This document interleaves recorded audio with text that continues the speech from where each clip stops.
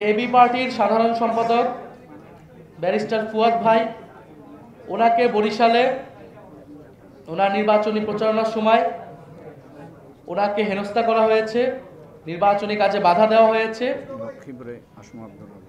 এবং লক্ষ্মীপুরেও আসম আব্দুর রব, ওনার যে নির্বাচনী আসন, সেখানেও ওনার স্ত্রী তানিয়া রবের যে নির্বাচনী প্রচারণা, সেখানে বাধা দেওয়ার চেষ্টা করা হয়েছে, অফিস ভাঙচুর হয়েছে।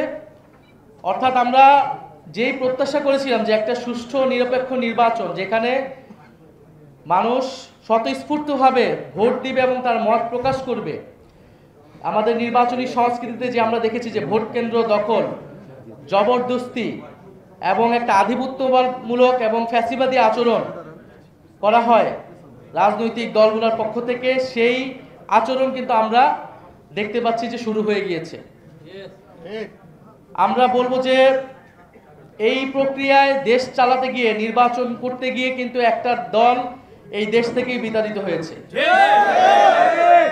ফলে যেই অহংকার, যে আত্মহমিকা অন্য রাজনৈতিক শক্তির উপরে, ভিন্ন মতের উপরে এরকম দমন পীড়ন করে, তার বিরুদ্ধে গিয়ে কিন্তু গণঅভ্যুত্থান হয়েছিল এবং অহংকারের পতন হয়েছিল। ফলে এই বাংলাদেশে যদি কেউ মনে করে যে আগামী নির্বাচনে গায়ের জোরে দখলদারিত্বের মাধ্যমে নির্বাচনে তারা ভোট আদায় করবে, অথবা ধর্মের নামে মানুষকে প্রতারণা করে ভোট আদায় করবে, তারা উভয়ই পরাজিত হবে।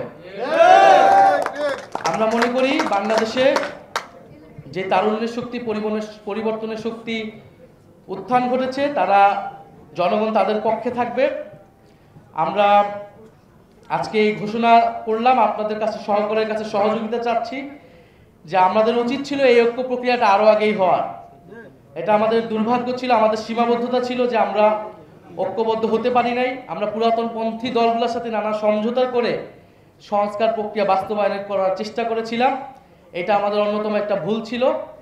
আমরা এখন খুবই পরিষ্কারভাবে যারা সংস্কারের পক্ষে আন্তরিক, তাদেরকে নিয়ে আমরা আগাবো এবং পুরাতনপন্থী দলগুলোকে আমরা আহ্বান জানাবো যে আপনারা নিজেদের দলের অভ্যন্তরের সংস্কার আনুন, গণতন্ত্রের পথে আসুন এবং বাংলাদেশ যে পরিবর্তনের পথে আসছে সেটার সাথে নিজেকে পরিবর্তন করুন।